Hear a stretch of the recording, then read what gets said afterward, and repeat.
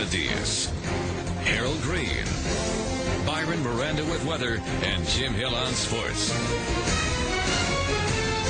You're watching CBS 2 News at 11.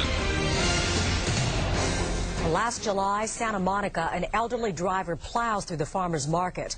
The crash killed 10 people, changed dozens of lives, and for one witness, triggered an emotional avalanche.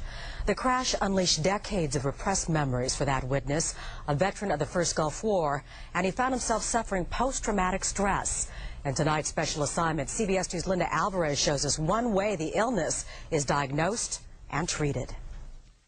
Post-traumatic stress is not always caused by war. It can be the result of several traumatic incidents that pile up. I met a seemingly strong and healthy young man who served in the First Gulf War, but it wasn't until a tragic accident this year that his symptoms of post-traumatic stress surfaced. The sea is calming for Stephen Carey. Here, the crashing waves help him forget about how he's faced violence and death several times.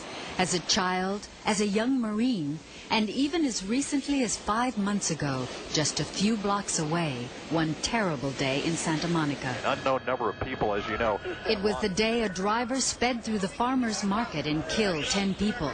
It happened so fast. You have no time to think about it, you just react. Stephen can walk through the stalls of the market now and recall how he dove out of the way of the deadly car. I remember thinking he was gonna run over my legs. He was gonna hit my legs. Now he can talk about the overwhelming destruction and the death.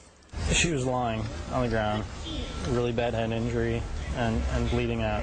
He remembers how he tried to use skills he learned in the Marines to help the injured, and how one woman died in his arms.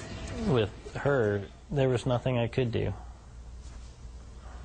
and it's sad.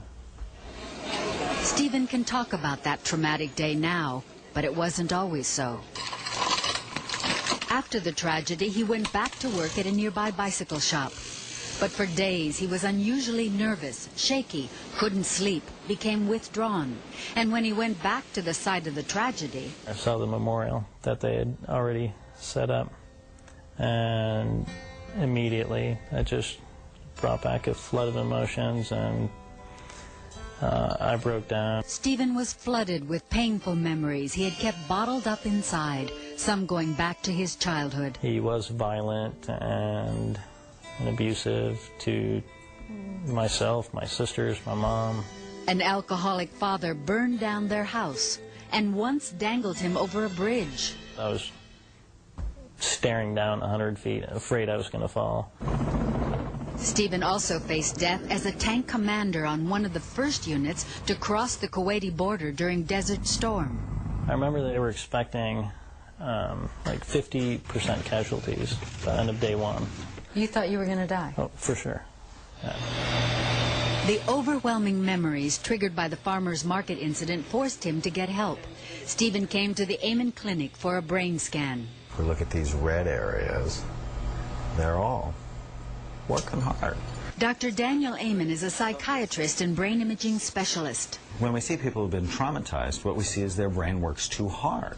There are certain emotional centers in their brain that just appear like they're on fire. Dr. Amen says Stephen's brain shows all the signs of post-traumatic stress disorder. We need to get rid of all those triggers. The treatment Dr. Amen prescribes is EMDR, eye movement desensitization and reprocessing. This is Stephen's first session with therapist Sarah Gilman. He follows a moving light, listens to alternating tones, feels impulses tap on his palms, all while he focuses on traumatic events in his past. There were so many people that I couldn't help. Okay, so it's a painful process for Stephen, as the therapist keeps him focused on his feelings. Just sad. I wished I could have done more. One memory stirs up another. And where did your thoughts go? I was just thinking about my uncle. I was a firefighter. Gilman listens to Stephen's memory of his favorite uncle who died in a fire helping others, and tries to guide Stephen to a better self-image. Perhaps your strong reactions and your fast pace helped as many people as you could help. Are those characteristics you share with your uncle? As Stephen hears her positive words, the EMDR stimulates both hemispheres of his brain and helps his nervous system reorganize his memories. And when you activate the area of the brain where the information is stored, then you can begin to move that information to a part of the brain that is more efficient in terms of its storage, so it won't produce then the negative consequences or symptoms of post-traumatic stress. Even after the first session, the brain scan shows an improvement. And after the 6th session, I'm definitely not as shaky. Physically and emotionally, Stephen is functioning better. After EMDR, revisiting the past no longer brings on the same symptoms of post-traumatic stress. I realize that there's a lot of things that I've carried along with me from the past that now I was able to let go of and put them where they should be, which is in the past. Stephen is doing much better now, but does plan to continue with counseling. EMDR is one of many treatments used for post-traumatic stress. I'm Linda Alvarez for Special Assignment.